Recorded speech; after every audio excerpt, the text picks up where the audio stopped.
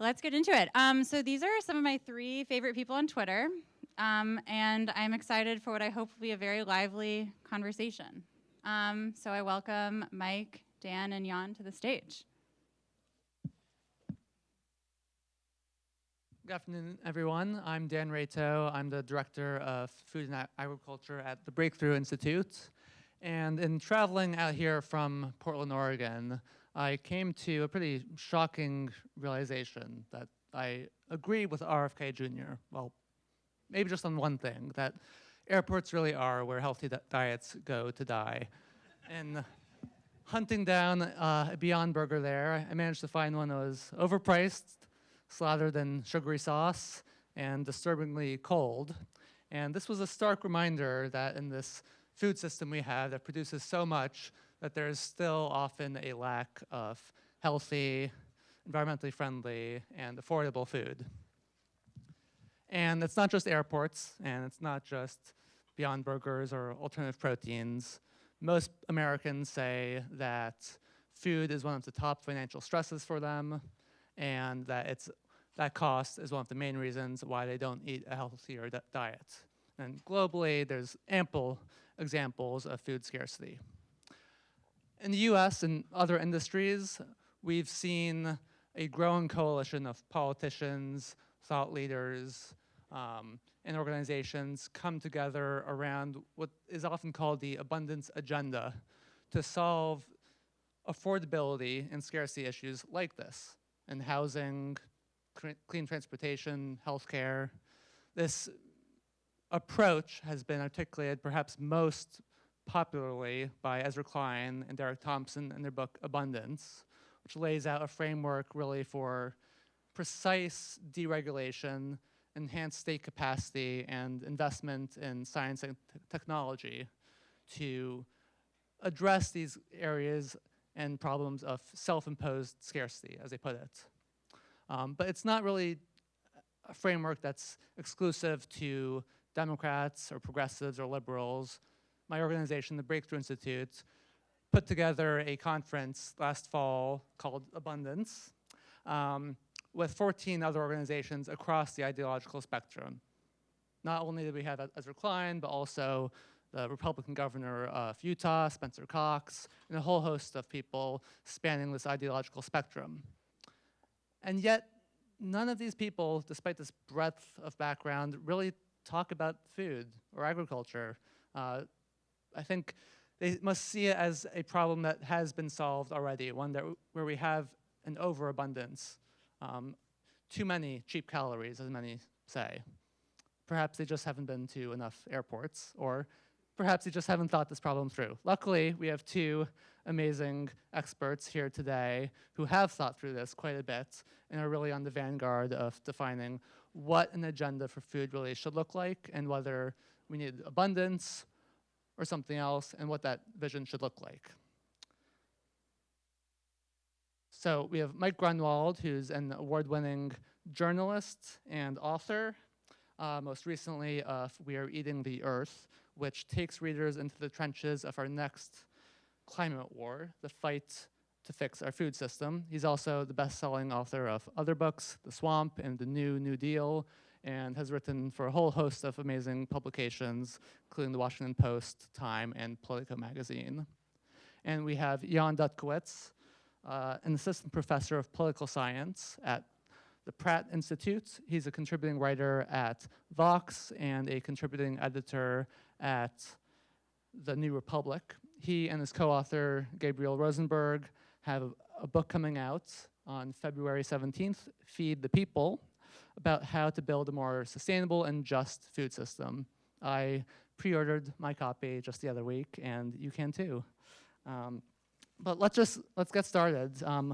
Wanted to kick this off by really asking you, what are some of the big problems that you set out to help, I guess, fix or articulate solutions for in your books? Abundance really focuses often on problems where there's a scarcity. What type of scarcity is there in the food system that you really focus on? Let's start with you, maybe at the global level, Mike, and then move on to you, Jan. Sure. Well, thanks. Is this on? Is that better? Nope. There we go. Sorry. All right. Yeah, I mean, so I wrote a book that's sort of about how to feed the world without frying the world, and abundance kind of plays into that in a couple ways. First is the obvious feeding the world part, because we're going to have nearly 10 billion people by 2050. The projections from the FAO are that we're going to need about 50% more calories by then. We're on track to need 70% more meat, which is maybe a little more relevant to the conference. And there are billions of people living on $1 or $2 a day, so we also need food to be not only plentiful but affordable and accessible. And one of the kind of tenets of the abundance movement as it pertains to energy and housing and everything else is that if you increase the supply, you can reduce the price. And that's true of food too. When there are shortages, it gets expensive. And if you make more of it, it gets cheaper. So it's really important that we make enough of it. It's also really important if we don't want to fry the world, because we've actually gotten pretty good at making more food. What we do is, if people want more, we cut down more trees, and then we make more farmland. And that's how we are eating the earth. Most of us live in cities and suburbs. That is now about 1% of the land on Earth. Farms and pastures are now nearly 40%. We are losing a soccer field worth of tropical forest to agriculture every 6 seconds. We are on track to deforest another dozen Californias worth of land by 2050. And that's not good. That's, this natural planet is becoming an agricultural planet, and it's completely unsustainable.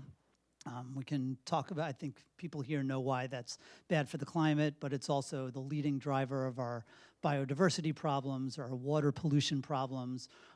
Agriculture uses 70% of our fresh water, so it's the major driver of our water shortages. This is, I'm a little bit literally talking my book, but I think this really is the challenge of the next generation, is going to be to come up with enough food while leaving enough forests. And that's going to require a real kind of abundance mentality. Well, Jan, I feel like you focused a lot more on the U.S. recently. Much of what we produce is corn, for cars and animals, and soy, mostly for animals too. Do we need to produce more food, or more of those crops, or more of something else? Yeah, so, can you guys hear me? Yeah. I would say that if I were to think in terms of the abundance agenda for food in the United States, before jumping directly to your question, is that we live in a very paradoxical system. We live in a system that is at once extremely abundant. You go to the supermarket, you can get a range of foods at relatively low cost, recent inflation notwithstanding.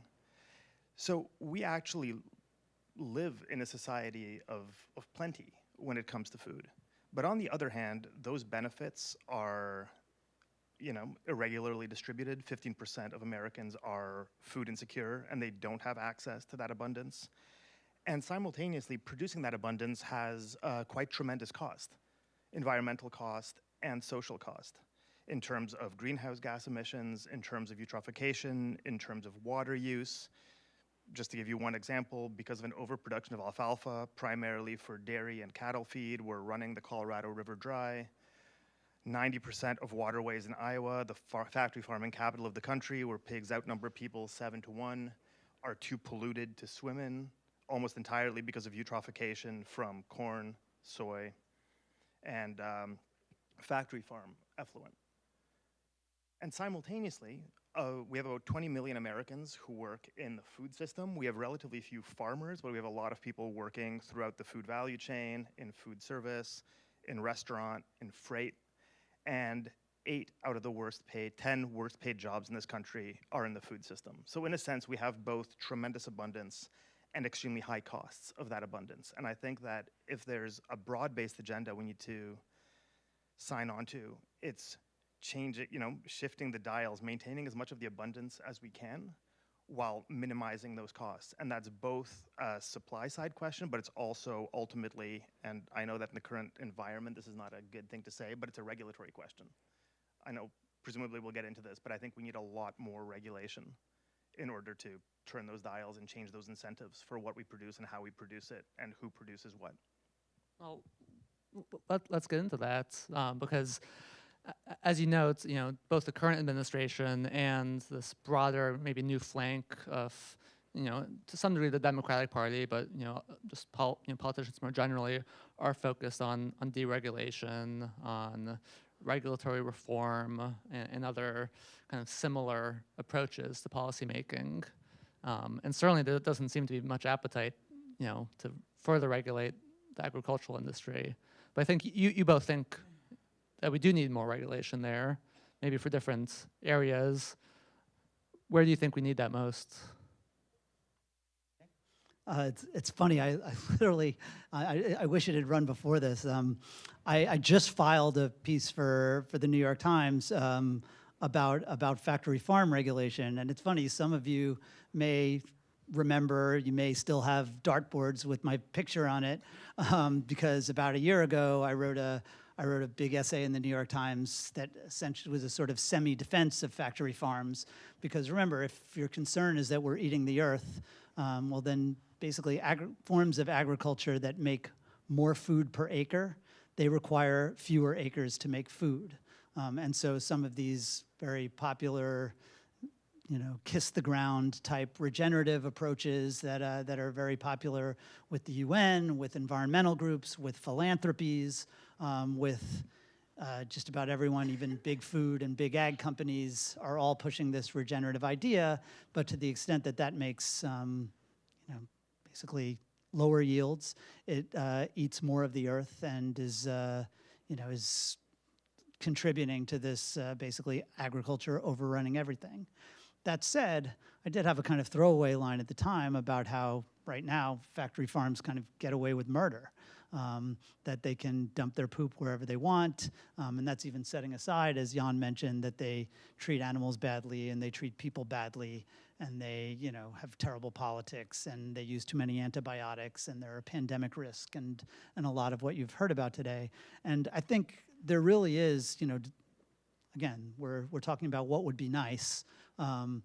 Agriculture is the most powerful lobby in the United States, and so they get away with murder. They're exempt from just about all environmental regulations. They don't have to keep track of their chemicals. They don't have to report their emissions. They're exempt from overtime laws and labor laws, and even like the laws that how many hours a trucker can drive without taking a break. There's an exemption for agricultural deliveries. They get away with everything, and essentially, when it comes to the environment, they should stop. Like, there should be at least some kind of a bargain where we're going to allow you to continue to make lots of food, and we will help you make even more food, but you're going to have to do it with less mess. And that goes to dumping nitrogen and phosphorus into, America's rivers, which more than half of them are now too messed up to drink the water or swim in or fish in. And that applies to, just about everything they do, whether it's air pollution, water pollution, and the way they treat animals and people too. That was a great answer, Mike. I mean, I've long since burned my Mike effigy, but we can make peace now. No, look, in the political science literature, there's a term called agricultural exceptionalism. It describes exactly this. Agriculture is widely regulated according to more lax standards than any other industry. It's sort of treated as an industry with an asterisk, even though many of its externalities are the exact same as other industries. And so I think it's not a large ask to close some of those loopholes, right? And these loopholes, as Mike said, are pervasive, but these loopholes, it's not just that they're loopholes, it's that the loopholes act as incentives that explain a lot of what we produce, right? So for instance, take the factory farm, since we're talking about meat. If you were to build a condo right across the street that housed 2,000 people, and then you just said, we're just not gonna run plumbing, right? Unthinkable. factory farms don't have to run plumbing. They have manure lagoons into which manure is dumped. If you close that loophole, the per unit cost of mass producing, let's say, pigs would go up tremendously, which would change the calculus for people going into the pig business. Look, farmers are business people. People who produce food are business people. We tend to treat them differently. There are all kinds of discourses, sort of like the Jeffersonian yeoman farmer, salt of the earth, et cetera, et cetera. Ultimately, farmers are business people who respond to incentives. And as we know from studying political economy forever, capitalism works. The sort of wild spirits of capital operate within the constraints set by regulation, right? And you can produce food in far more regulated ways. But if you deregulate, that serves the interests of a particular subset of capitalists, who are farmers and large agricultural corporations, who will always push for less regulation, because that's inherent to the rational behavior of an actor under modern capitalism, right? And so if I could just say, so for instance, I know this is your hobby horse, so I don't want to step in too much, but you look at, for instance, why do we produce so much ethanol, right? The critique is we produce so much corn just to burn in cars. We're not even sure if that saves emissions. It might actually create more emissions across the value chain. Why do we produce so much ethanol? We produce so much ethanol because of federal ethanol incentives, which were lobbied for by the farm lobby. There's nothing inherently natural about the need to use American farmland to produce corn that we burn, rather than feeding to people. Well, Yes. certainly getting rid of that corn mandate would help make food marginally cheaper, but the regulations that you're talking about for the livestock industry, I imagine would rub many people wrong, because they might run the risk of increasing prices of meat. And certainly today, that the high prices of beef are on many people's mind. How do you respond to those types of critiques? And maybe to move us along, how do you envision the role of alternative proteins, helping enable people to still have abundant, affordable, protein if livestock is regulated so strictly? Should I start? Go for it. I mean, look, the short answer, I'm not a politician, right? I'm a writer, so I'm not in the pleasing people business necessarily. I think meat should be way more expensive. I think more broadly, commodities should represent the true cost of their production and should be produced in ways that are regulated to protect the environment and society and labor and increasingly animals. So yeah, I think meat should be more expensive. If meat represented its true cost of production, it would be far more expensive. Americans are hooked on an artificially cheap commodity in the form of meat, right? And so, but since we're talking about abundance and we're not trying to be killjoys, I think the huge value proposition, I'm probably speaking to the choir here, right, is the huge value proposition of alternative proteins is that they give people something very close to what they're accustomed to in terms of, price, taste, habit, but sort of by virtue of having less externalities, they should inherently be price competitive, right? Especially if costs increase in livestock production because of greater regulation. Yeah, I mean, I would just say, I am for cheap food generally, but I think I'm not saying that that we should hamstring factory farms so that they can't exist. I'm saying they should be regulated like factories, right? We still manage to have cheap toys, even though factories are somewhat regulated, and animal poop should be regulated like human poop. It should be treated just like human poop has to be. And then if you're really concerned about the price, you should think about tariffs, cracking down on migrant farm labor, biofuels mandates. The sugar program and other, agricultural price floors that are actually designed to increase the price of food, to put more money into the pockets of our hardworking farmers who live in the heartland, and unlike the rest of us, lazy, stupid schmucks. But I just think that to the extent that we can treat agriculture like any other business, that would be a step forward in public policy. And then, yeah, we can still promote abundance and affordability, and affordable and alternative proteins are a great example of how you can do it.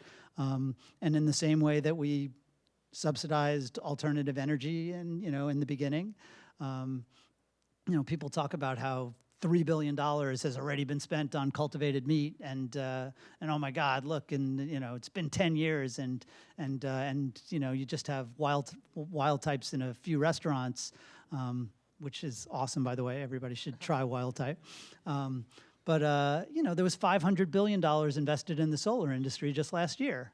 And solar has been around for 50 years, and it didn't take off until 10 years ago.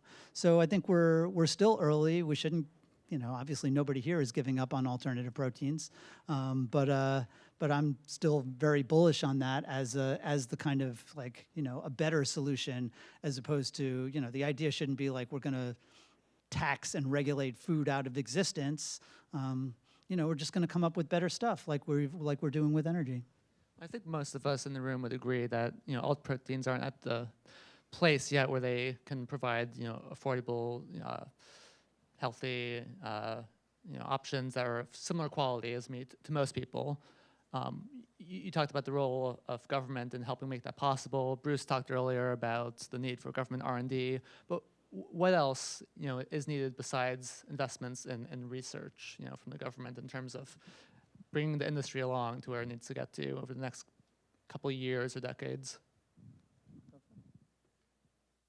Well, I don't mean to dodge. Look, I think we just need more investment in general, right? If you look at any major industry, any major tech industry, and again, people probably know this story, right? But you take an iPhone, right? You read, so if everyone here has read Mariana Mazzucato's The Entrepreneurial State, if you haven't, you should.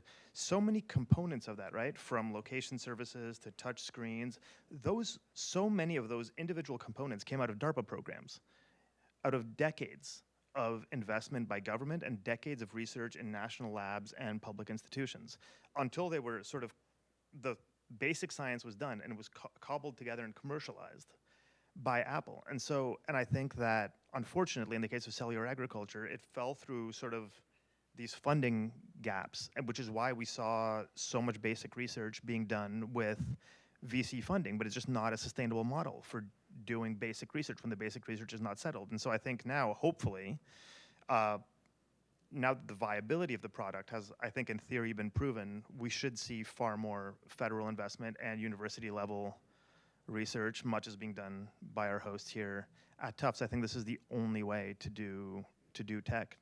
Government funding, university research until the basic science is done, and then you shunt it to the private sector to commercialize.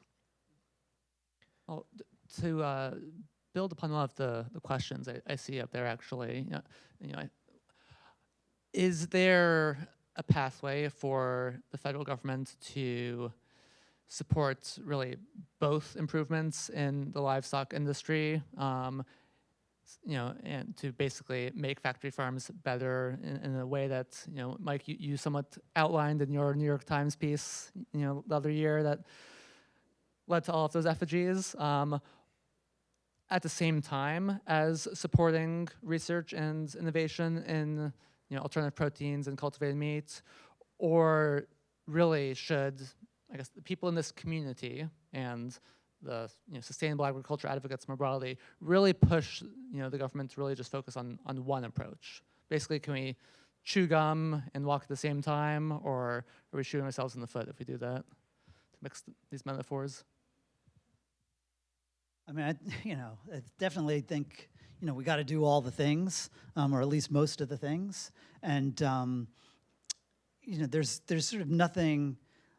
Look, it's sort of like Willie Sutton said he robbed banks because that's where the money is. If you care about agricultural emissions, or if you care about deforestation, or if you care about water shortages, then you've got to care about meat, because that's where the emissions and deforestation and water use is. And so I think, obviously, we could talk about the carbon tax isn't coming around that, he's not waiting outside. He's not the next panel. I quoted a pollster in the book who talked about how restrictions on, taxes or other restrictions on meat are literally the least popular policy he had ever polled. His quote was that it's like veterans benefits for ISIS. So that's where you're starting, and then it's like, well, then what can you do? The main character of my book, his line is that what the first thing we need to do, and like, excuse my language, he says that we need to hurry the fuck up and figure shit out. And that's, I think, what is really missing right now. And we need alternative proteins that taste as good and cost as little. And that's going to require some research investment. And as Jan said, then you're also like just on the energy side. You have to, after you figure out what works, then you have to deploy what works. And it is absolutely insane that you have these venture capitalists trying to build factories. That's just ain't how it works. And I will say, I always tell the story that I went to Bruce's GFI conference when I actually started reporting the book in 2019. This was right after Beyond Meat went public, and my line was that I thought I was going to accidentally raise a Series A round on the drinks line. It was just absolutely insane, complete exuberance, and I was asking some of these VCs who were just throwing money at these companies to explain how they were going to get their money back. It's like they actually seemed to forget that food was made of atoms and molecules, not electrons, and that they were going to have to make these factories that made them and distributed them. But that's what government is really good at. I mean, government helped subsidize the Haber-Bosch process. That was a much worse government, even worse than this one. And government, has a loan program that builds factories for clean energy, and now probably not so clean energy. But there are certainly opportunities that wouldn't require a different paradigm for how our government works if we consider these problems of feeding the world without frying the world a real problem. Government can help on the demand side and the supply side. Do you agree on? I think we need to I think we need to put factory farming out of business. I think it's the biggest moral scourge in the history of humanity, quantitatively the single biggest source of violence imagined by humans, 10 billion animals killed in horrendous conditions every year in this country alone. But that statement aside, if we're talking about abundance from a sort of, you're at BTI, like an eco-modernist frame of decoupling the impacts of production from the benefits of production, I've seen no convincing evidence that the impacts of animal agriculture can be decoupled sufficiently to make serious dents in their emissions, in water use, in eutrophication, right? Like, just to take one simple example, seaweed feed additives for cattle actually used in the field, not in sort of like short-term trials at Zero in Australia. We're talking functionally, Matthew Hayek and I from NYU have written about this, we're talking like 5-10% emission reductions, which would still make low-impact beef orders of magnitude more emitting than, let's say, soybeans. So if we're talking about seriously decoupling the impacts of what we produce from what we eat, I think we really need to be putting our efforts in, be it meat reduction or the promotion of beans, like a Bean New Deal or something, or in cellular agriculture, or in plant-based, right? Because that's where you have the real bang for your buck. You don't have the sort of calorie or protein loss as throughput through animals. You don't have the harms to animals. You don't have the sort of built-in requirements for water use and emissions. So I think that you're never going to have a carbon neutral cow. You're never going to have like a sustainable factory farm. I think it's a non-starter, and I see no reason why someone who believes in seriously changing agriculture should support that. I'll just say though that we ate 500 million tons of meat last year, so it's like, in the United States, 99% of it came from factory farms. So it's sort of like, well, what are you gonna do about it? And it turns out, like, just to give an example, yes, like the methane stuff, that's just like twiddling on the margins. But I went down to Brazil, and you see some ranches where they have like 1 cow per 10 acres, and the cows all look like they're on hunger strikes. And then you see some sort of upgraded ranches where they've invested, maybe $1,000 a hectare in better grasses, and some of them have feedlots very bad. Michael Pollan is like boo, but they have 1 cow per acre. And yeah, they're fertilizing their pastures, so that has a little bit more. But that's like they're using 1/10 as much of the Amazon. You know, they're 10 times as productive. And so I do think there are, you know, and alternative proteins is another way to like, you know, to have this kind of step change where it's like an order of magnitude difference. You know, I don't think we can just throw our hands up in the air and say like people need to, you know, just change, because they don't just do that. But like Denmark, you know, they just passed basically the Mike Grunwald Agricultural Reform Act of 2025, where they are going to be doing they are going to invest in like the, you know, the stuff to make their cows burp less methane, but also they're going to genetically edited crops that will, you know, provide twice as much feed per acre. But at the same time, they're going to promote alternative proteins and plant-based eating, and they're going to rewild 1 million acres of their marginal farmland. And they're, you know, but they're not going to shut down their dairy industry and their pork industry, even though they're factory farms, because they're some of the most efficient farms on the planet, and shutting them down would just outsource pork and beef and dairy production to the developing world, and where it would, you know, use even more land and make even more of a mess. But you know, these things can be done. And I should mention they did also tax agricultural emissions, so you know, there's hope.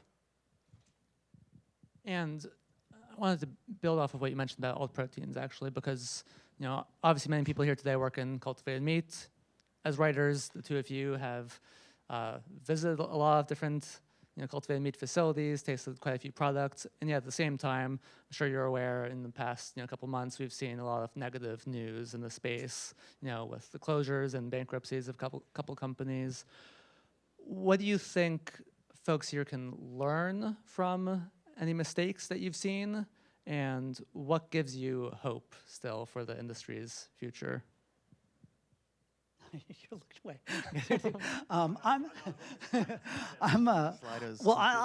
I'll be the kind of, look, I mean, I started writing about climate like 20 years ago, and at the time there were literally no alternatives to fossil fuels except for biofuels, which turns out are worse, because they're eating the earth. And so you know, now we're, you know, this is the trough of disillusionment. I read all the, you know, Gardner hype cycle stuff, and I'm sad about the failures. But you also see that, like, you know, a decade ago, the first cultivated burger cost $1.2 million a pound. We're doing a lot better than that right now.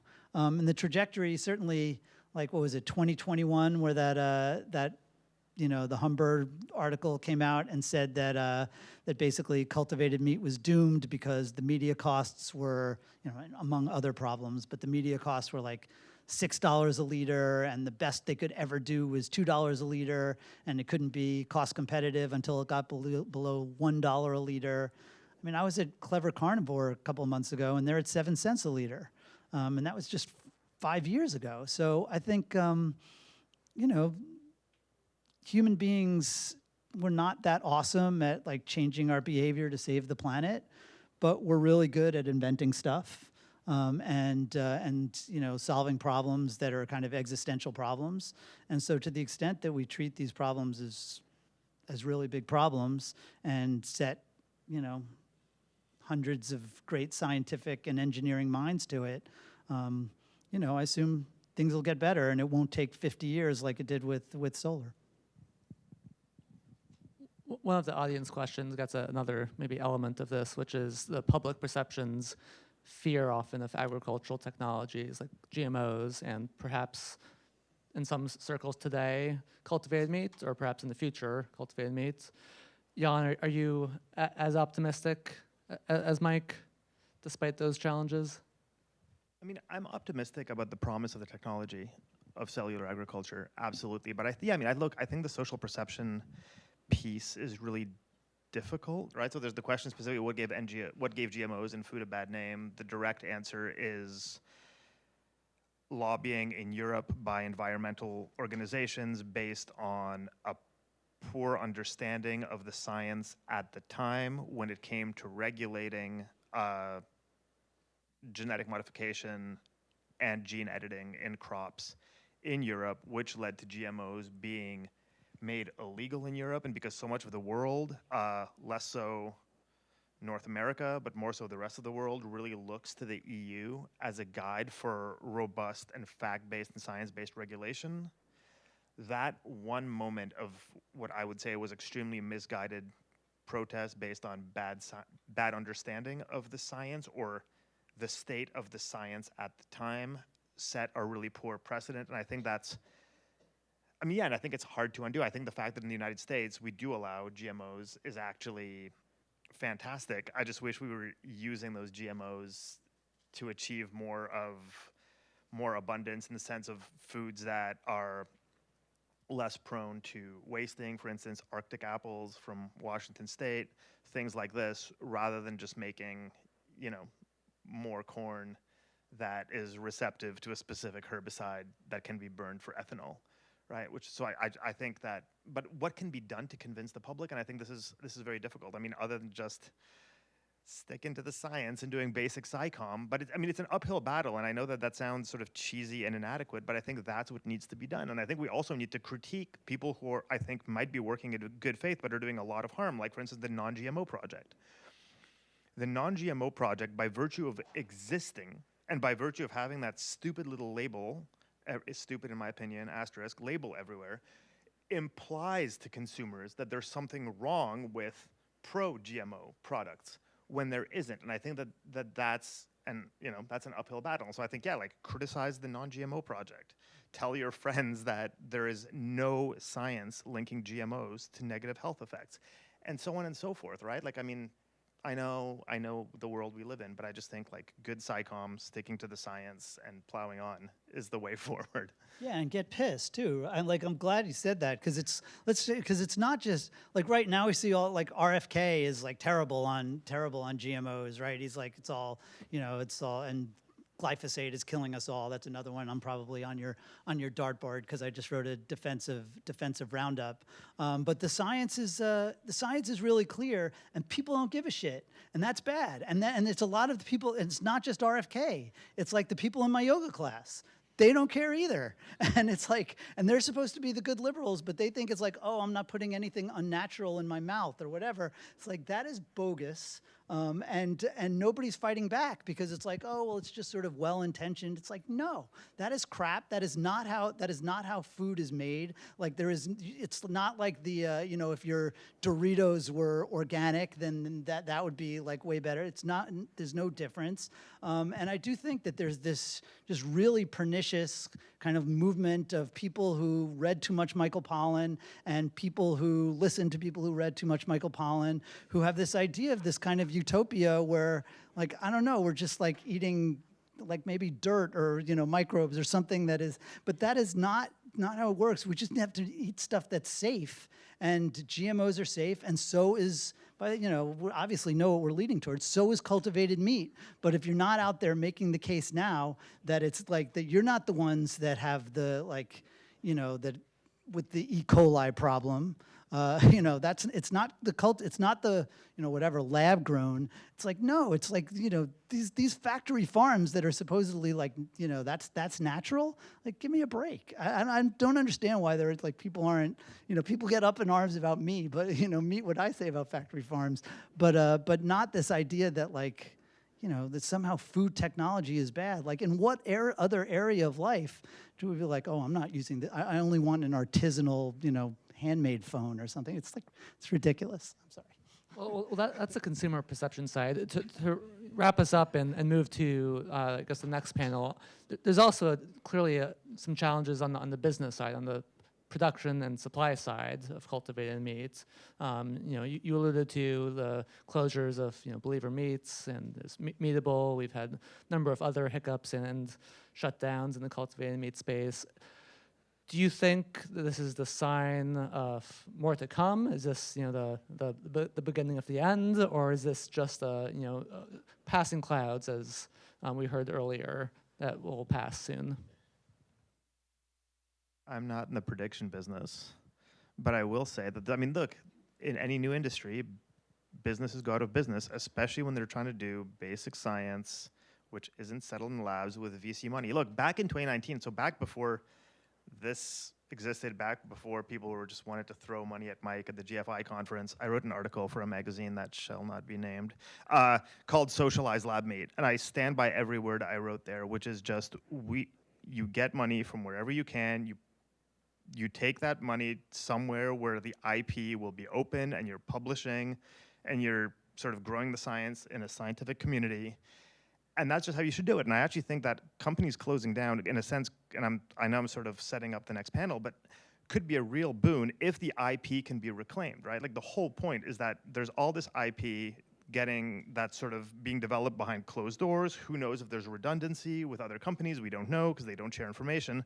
So if these companies are going out of business, I think the best thing to do is to find ways to salvage the IP, ideally into the public realm or national labs or universities, and then just move on, right? Like this is how the science gets developed.